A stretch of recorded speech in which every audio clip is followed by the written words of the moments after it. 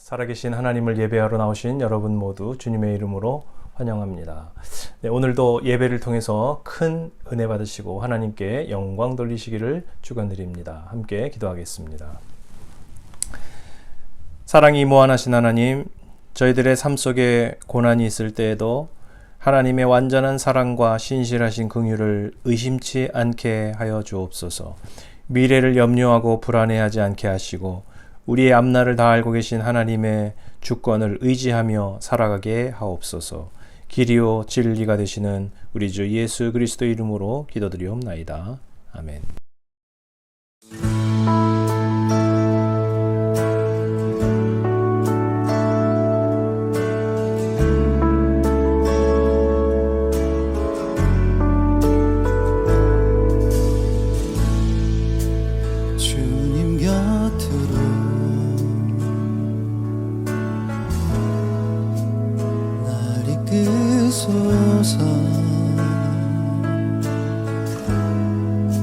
내 모든 것 다 드리며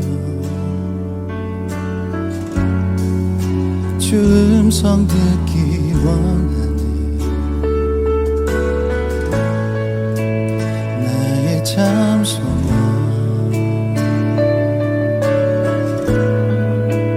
그 무엇과도 바꿀 수 없는 주 사랑, 그 품 안에 난 길이 주님의 길로 인도하소서.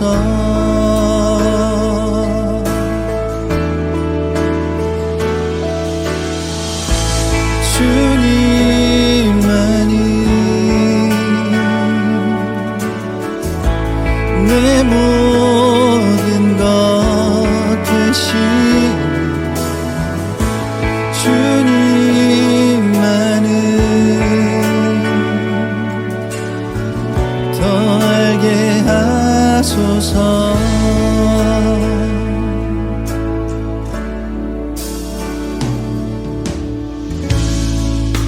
주님 곁으로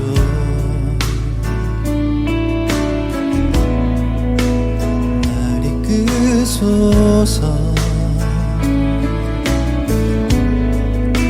내 모든 것 다 드리며 주 음성 듣기 원하네. 나의 참 소망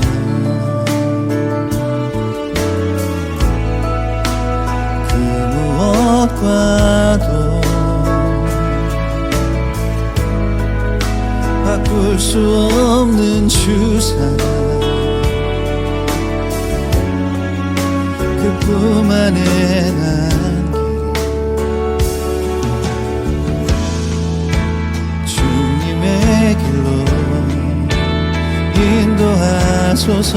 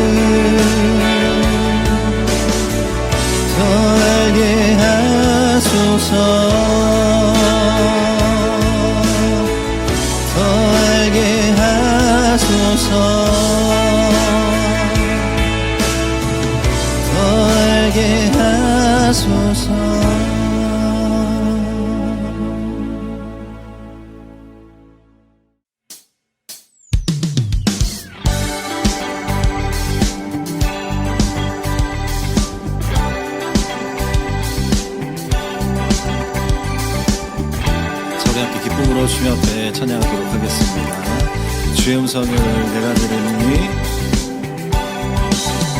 주의 음성을 내가 들으니 사랑한단 말일세 믿는 마음으로 주께 가오니 나를 영접하소서. 주여 넓으신 은혜 베푸사 나를 받아주시고 나의 품은 뜻 주의 뜻같이 되게 하여 주소서. 내가 매일 십자가 앞에 더 가까이 가오니 구세주의 흘린 보배 피로써 나를 정케 하소서.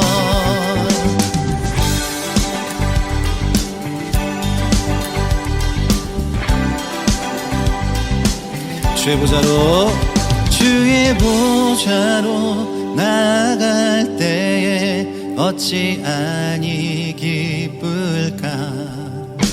주의 얼굴을 항상 배우니 더욱 친근합니다. 우리 구주의 넓은 사랑을 증량할 자 없으면 주가 주시는 참된 기쁨도 헤아릴 수 없도다.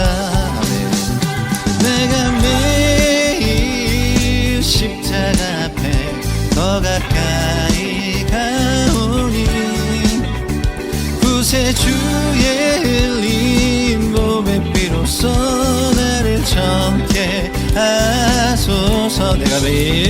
내가 매일 십자가 앞에 더 가까이 가오니 구세주의 흘린 보배 피로써 나를 정케 하소서. 한 번 더.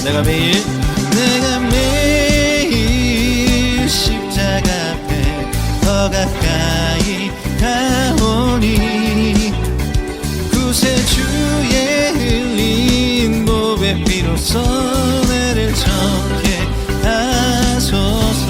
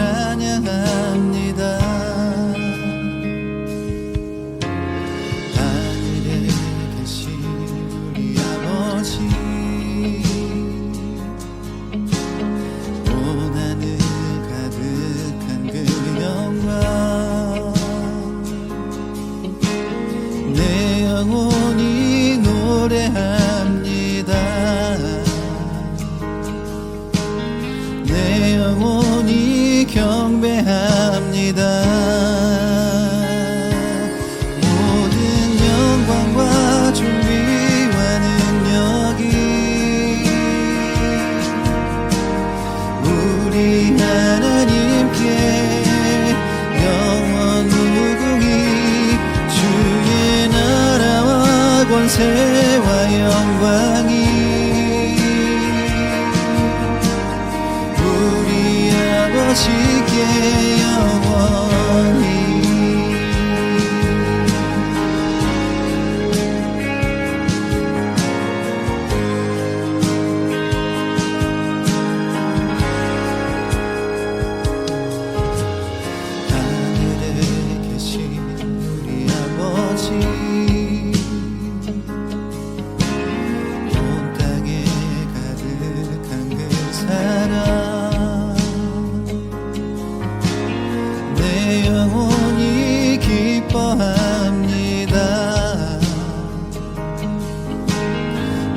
영원히 찬양합니다. 하늘에 계신 우리 아버지 고난을 가득한 그 영광 내 영혼이 노래합니다. 내 영혼이 경배합니다. 모든 영광과 존귀와 능력이 우리 하나님께 영원 무궁히 주의 나라와 권세와 영광이 우리 아버지께 영원히 모든 영광과 존귀와 능력이 우리 하나님께 영원 무궁히 주의 나라와 권세와 영광이 우리 아버지께 영원히 모든 영광과 존귀와 능력이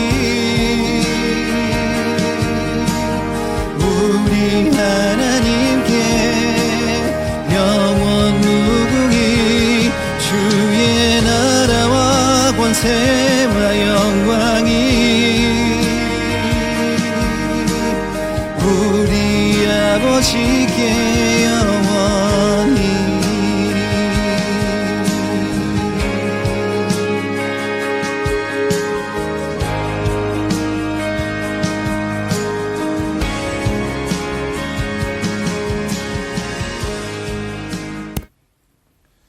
하나님 아버지, 은혜와 사랑을 감사합니다. 지난 주간에는 폭설과 강추위로 발이 묶이고 생활에 지장이 있었지만 좋은 날씨를 주시어 오늘 주님의 날 다시 모여 하나님을 예배하며 새로운 한 주를 시작하게 하시니 감사합니다. 하나님 아버지, 우리가 주님의 뜻대로 살기 원하며 주님 앞에 온전한 삶을 추구하며 나아가지만 우리는 질그릇같이 깨어지기 쉬운 연약함을 지녔기에 스스로 그 사랑을 이뤄갈 수 없음을 깨닫습니다.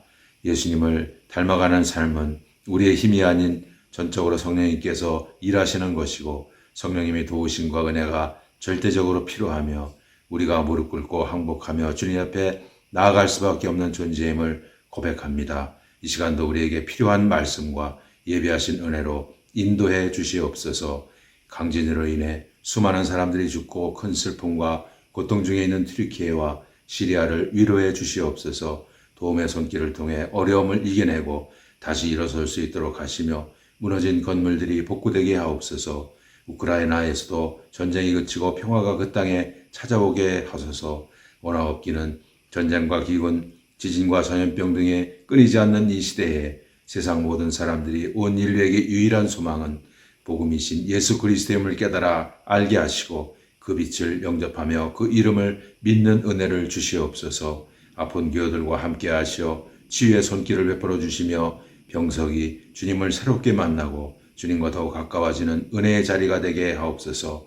봄학기 상공부의 말씀의 지혜와 은혜를 주시어 잘 이해하고 깨닫게 하시며 삶 속에서 배운 말씀대로 살아내도록 도와주시고 믿음이 자라나게 하옵소서. 교회 건축의 과정 단계마다 안전하고 순조롭게 진행되도록 도우시며 주님이 예비하신 공사업체를 만나게 하옵소서. 부족한 부분들을 채워주시고 온 성도가 한 마음이 되어 하나님 나라의 확장을 위한 공간이 세워지도록 꿈을 꾸며 기도로 주님을 신뢰하며 나가게 하옵소서. 오늘 있을 손정렬 성도님의 천국 환송 예배 위에 성도들의 위로가 있게 하시고 상주가 되어 섬기시는 에베네셀 목장에 천국과 부활의 소망으로 가득하게 하옵소서. 사랑하는 가족을 잃고 슬픔과 아픔 가운데 있는 목사님, 사모님 가정 후에 함께 하시어 마음을 더욱 강하게 붙드시고 주님만 바라보게 하옵소서. 장례 절차 후에도 은혜 가운데 인도해 주시고 가고 오는 발걸음을 안전하게 지켜 주시옵소서. 이 시간 말씀 가운데 큰 은혜 주시길 바라며 이 모든 말씀 예수님 이름으로 간절히 기도옵나이다. 아멘. 교회 소식 전해드리겠습니다. 3월 예배 담당하시는 분들 기도로 잘 감당해 주시기 바랍니다. 3월 전교우 새벽기도회가 3월 4일 토요일 5시 30분에 교회에서 있겠습니다. 3월 총목자 모임 6시 30분 이어서 진행되겠습니다. 지난주까지 집계한 우리 지진 구호 모금 총 5,706부를 모금을 했습니다. 우리 교회연합회와 한인회를 통해서 우리 구호단체에 잘 전달하도록 하겠습니다. 오늘 2부 예배 후 에베네셀 목장의 손청렬 성도님 천국 환송 예배가 3시 30분 교회에서 있겠습니다. 초원지기 교육 우리 폭설로 연기되어서 3월 4일 토요일 오전 7시에 교회에서 갖도록 하겠습니다. 초원지기 부부 모두 참석해 주시기 바랍니다. 2023년 우리 행사 일정 참고하시고 우리 3월에 남성기도회 있습니다. 또 우리 지역사회 우리 선교 워크샵 3월 10일, 11일이 있는데요. 선교에 관심 있는 모든 분들 참여해 주시기 바랍니다. 기타 광고는 참고하시기 바랍니다. 강경매 사모의 남동생 황태원 성도 2월 20일 하나님의 부르심을 받았습니다. 장례 참석차 한국 방문 중인데 기도 부탁드립니다. 이번 주에는 우리 코스타리카에서 의료 선교하시는 전영진 선교사님 위해서 기도해 주시고 또 후원하는 우리 코스타리카 목장 위해서 기도해 주시기 바랍니다. 하나님 말씀 봉독하겠습니다. 예레미야서 25장 9절에서 13절 말씀 제가 봉독하겠습니다. 내가 나의 종 바빌로니아 왕 느부갓네살을 시켜서 북녘의 모든 민족을 데려오겠다. 나 주의 말이다. 내가 이렇게 그들을 데려다가 이 땅과 그 주민을 함께 치게 하며 그 주위의 모든 민족을 치게 하겠다. 내가 그들을 완전히 진멸시켜 영원히 놀라움과 빈정거림과 조롱거리가 되게 하고 이 땅을 영원한 폐허더미로 만들겠다. 내가 그들에게서 흥겨워하는 소리와 기뻐하는 소리, 즐거워하는 신랑 신부의 목소리, 맷돌질하는 소리, 등불, 빛을 모두 사라지게 하겠다.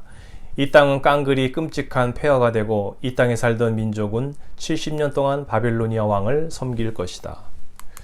이렇게 70년이란 기한이 다 차면 내가 바빌로니아 왕과 그 민족과 바빌로니아 땅의 죄를 벌하며 그곳을 영원한 황무지로 만들어 버리겠다. 나 주의 말이다.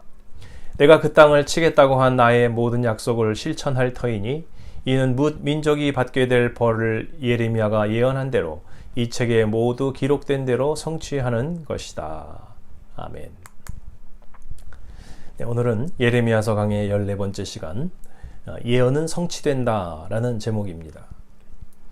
1999년 7월 사람들은 뉴스에 귀를 기울였습니다.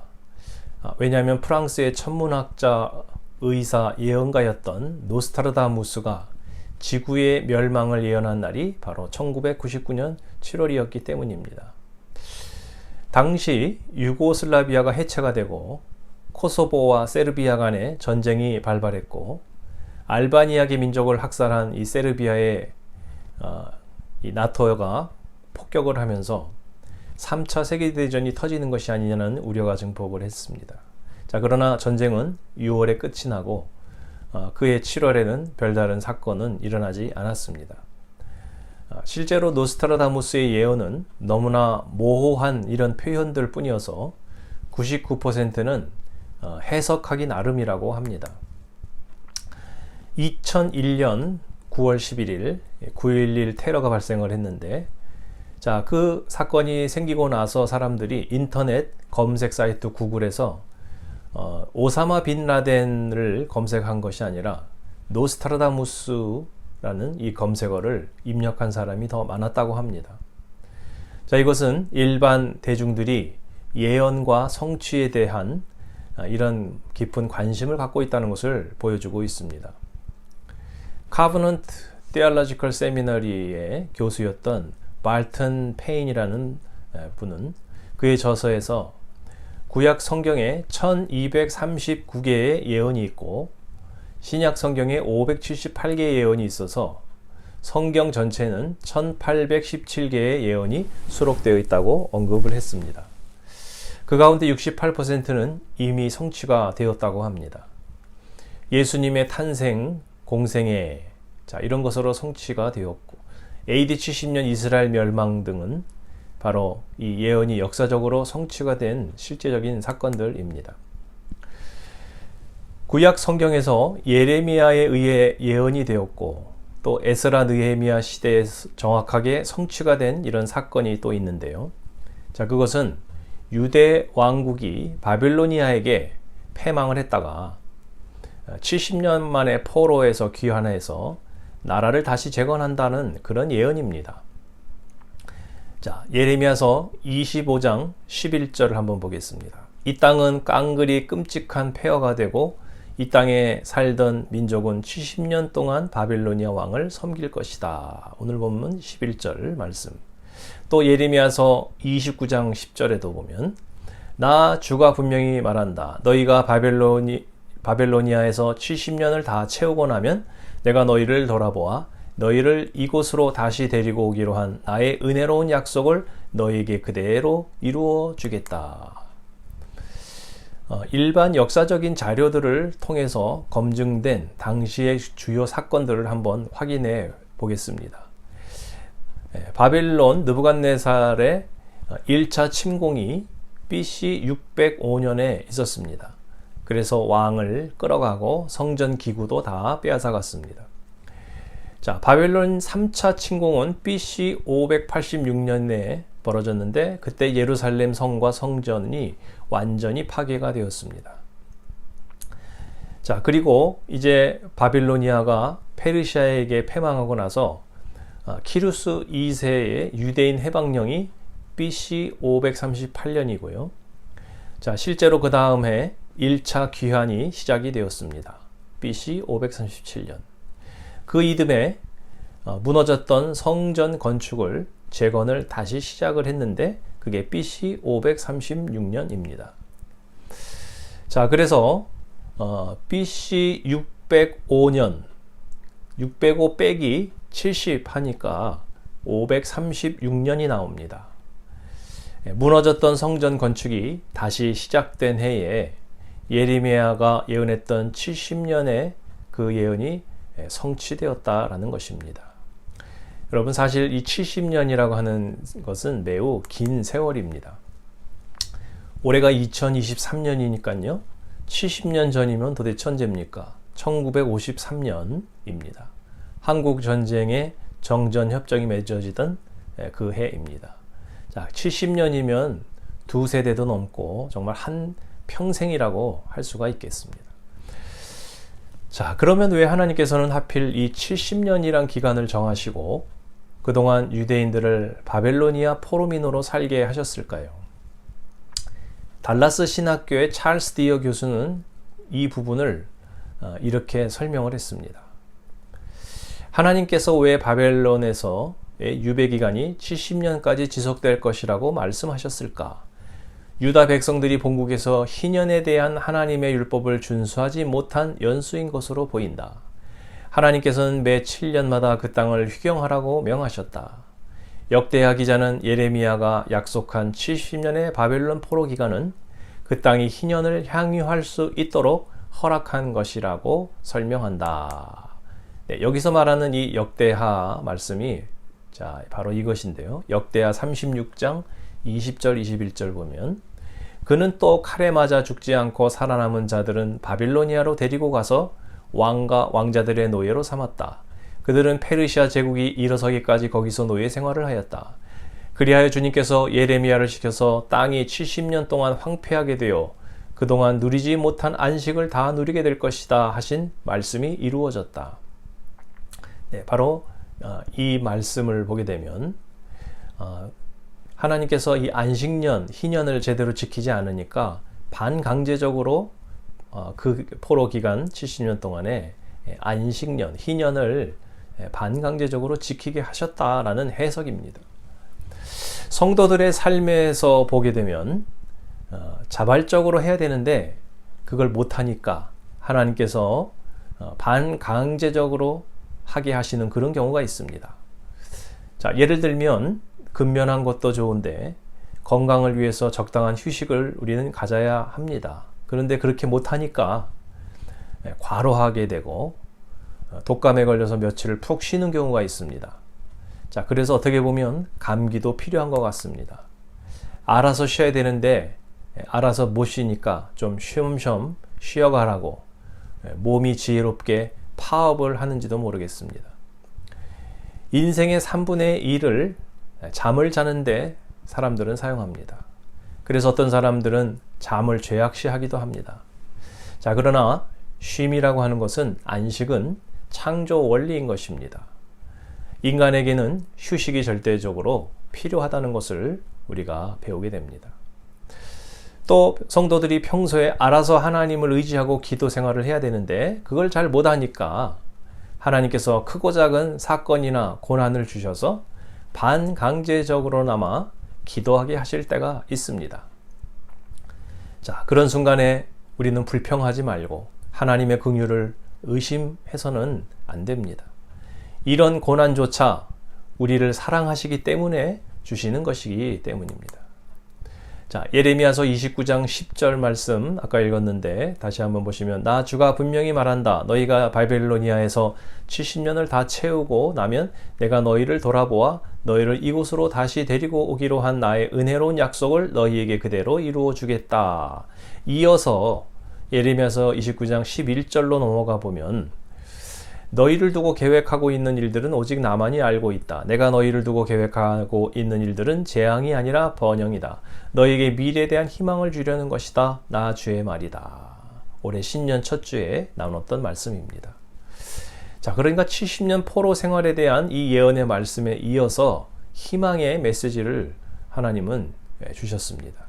자, 그러니까 70년의 포로 생활조차도 결코 나쁜 뜻으로 허락한 것이 아니라 해피 엔딩으로 인도하시기 위한 한 과정이었다는 것입니다. 자, 9절에 새 번역으로 보면 진멸시킨다라는 단어가 나오는데요. 거기 새 번역 나나주에 보면 설명을 해주고 있습니다. 진멸로 번역되는 히브리어 헤렘은 물건이나 짐승이나 사람을 완전히 진멸하여 하나님께 바치는 제물로 삼는다는 것을 가리킴. 진멸하여 바칠 물건은 사람이 가질 수 없음. 이렇게 해설을 해주고 있습니다. 성경에서 이 단어가 하나님께 거룩하게 제물로 바친다라는 뜻으로 쓰여진 구절들이 있습니다. 자, 레위기 27장 28절 사람이 자기에게 있는 것 가운데 어떤 것을 주에게 바쳐 그것이 가장 거룩한 것이 되었을 때에는 사람이든 짐승이든 또는 유산으로 물려받은 가문에 속한 밭이든 그것들을 팔거나 무르거나 할 수 없다.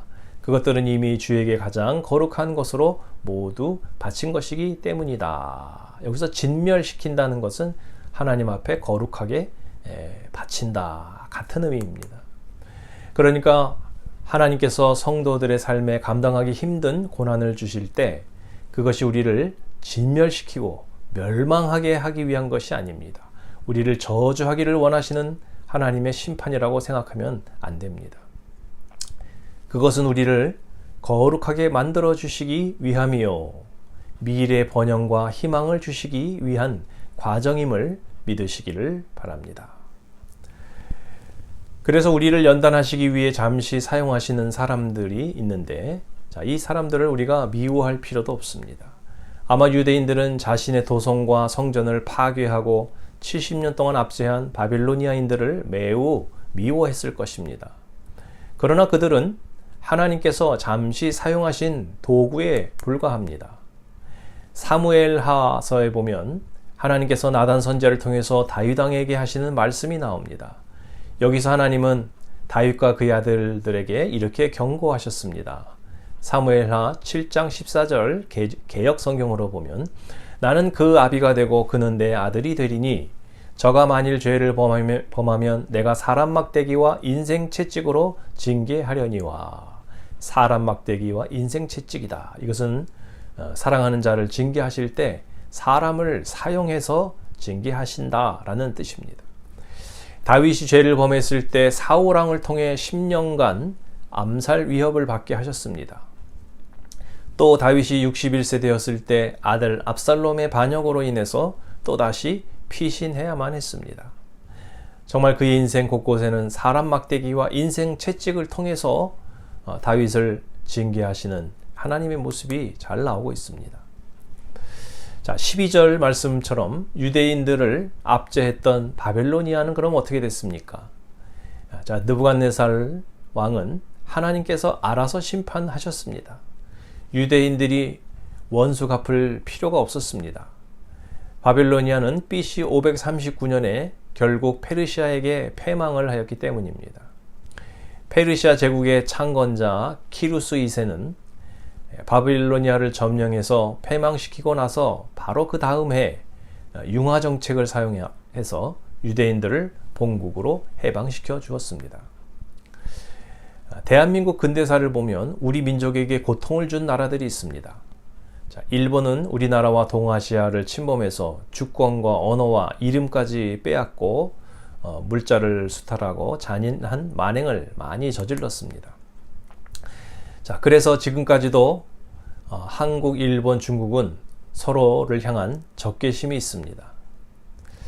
자, 그러나 바벨로니아의 역사와 마찬가지로 일본도 미국이라고 하는 더 강한 나라를 통해서 심판을 받았습니다. 하나님을 모르고 세상신의 눈이 어두워져서 그런 악행의 도구가 되고 말았으니까 그것을 너무 미워할 것도 없고 그저 하나님의 긍휼을 우리는 구해야 되겠습니다. 현재에도 유물론 사상과 헛된 자국 이기주의에 빠져서 영토 확장의 야욕과 독재를 일삼는 그런 나라들이 많이 있는데요. 중국, 북한, 러시아 이런 나라의 지도자 얼굴만 봐도 상당히 비호감입니다. 또 그 대변인들 얼굴만 봐도 솔직히 좀 꼴보기가 싫습니다. 자, 그러나 그들 역시 인류의 역사를 주관하시는 하나님의 그 예언을 몰라서 그렇게 미련하게 행동하는 것이다 라고 우리는 이것을 생각해 봐야 되겠습니다. 바벨로니아나 페르시아처럼 잠시 사람 막대기와 인생 채찍의 역할을 하고 있을 뿐입니다. 자, 그러니까 너무 미워하지 말고 우리는 대신 기도해 주어야 되겠습니다. 성도들이 개인적으로 인간관계에 억울한 일을 당하고 고난을 겪는 그런 경우에도 그 사람을 미워할 필요도 없고 원수를 갚아서 정의를 실현하라고 애쓸 필요도 없습니다. 그들은 하나님께서 공의롭게 언젠가 심판하실 것입니다. 중요한 것은 우리 자신이 회개하고 바로 서는 것이요 하나님의 긍휼을 간구하는 것입니다. 그리고 하나님의 예언이 우리의 삶에서 성취되기를 신뢰하며 살아가시기를 주님의 이름으로 축원드립니다. 이 시간에 우리 말씀을 기억하며 함께 잠시 기도하겠습니다. 미래를 염려하지 말고 하나님의 예언이 성취될 것을 신뢰하며 살아가게 하여 주옵소서. 인생에 이해할 수 없는 고난조차 우리를 거룩하게 하시고 소망을 주시려는 하나님의 계획의 일부임을 우리가 믿고 기다리게 하여 주옵소서. 우리는 도구에 불과함을 깨닫고 강성에도 교만하지 말게 하시고 고난을 당할 때 상대를 미워하지 않게 은혜 주시옵소서. 우리 통성으로 함께 기도하시겠습니다. 사랑의 하나님 아버지 감사합니다. 주여 오늘도 말씀을 통해서 하나님은 예언을 반드시 성취하시는 분이심을 저희들이 배웠습니다. 저희들 미래를 염려하지 말게 하시고 하나님의 예언이 성취되는 것을 반드시 믿고 살아가게 하여 주시옵소서.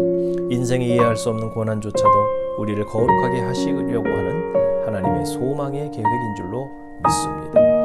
우리는 도구에 불과함을 늘 깨닫게 하여 주시고 강성에도 교만하지 말게 하시고 고난을 당할 때에도 상대를 미워하지 않고 기도할 수 있는 저희가 되게 하여 주시옵소서. 오늘도 하나님의 이 은혜 가운데서 저희들 말씀을 기억하며 한 주간 살아갈 수 있도록 도와주실 줄 믿습니다. 사랑의 하나님, 오늘도 주님 앞에 온라인으로 또 하나님 앞에 영광 돌리고 예배한 손길들 주여 축복하여 주시며 하나님 앞에 귀한 것 올려드리오니 주님 저희들의 시간과 재능과 물질을 통하여 영광 받아 주시옵소서. 드린 물질을 통하여서 고통받는 지진으로 인해서 어려운 가운데 있는 민족이 용기를 얻게 하시고 그곳에서 하나님의 사랑을 깨닫게 하여 주시옵소서. 우리가 살아가고 있는 이 지역에도 하나님의 나라가 임하게 하여 주시고 이런 하나님의 영광을 위해서 이 물질이 귀하게 쓰임받게 하여 주시옵소서. 성도들의 한 주간의 삶을 주께서 지켜주시고 돌보아 주실 줄로 믿사오며 예수 그리스도 이름으로 감사하며 기도드리옵나이다. 아멘. 이제 평안한 마음으로 세상에 돌아가십시오. 선한 일에 용기를 가지며 악을 악으로 갚지 마십시오. 항상 연약한 자를 돕고 병든 자를 찾아보며 곤란당하는 이웃을 위로하십시오. 모든 사람을 존경하며 주님께 봉사하고 주님을 사랑하십시오. 모든 일을 믿음과 사랑으로 행하며 어떤 일에도 소망을 포기하지 마십시오. 그리고 거룩하신 성령께 순종하여 기쁨과 감사의 생활을 해나가십시오. 우리 하나님 아버지는 여러분을 항상 도와주실 것입니다. 아멘. 주 예수 그리스도의 은혜와 하나님의 사랑과 성령의 사귐이 여러분 모두와 함께 하기를 빕니다. 아멘.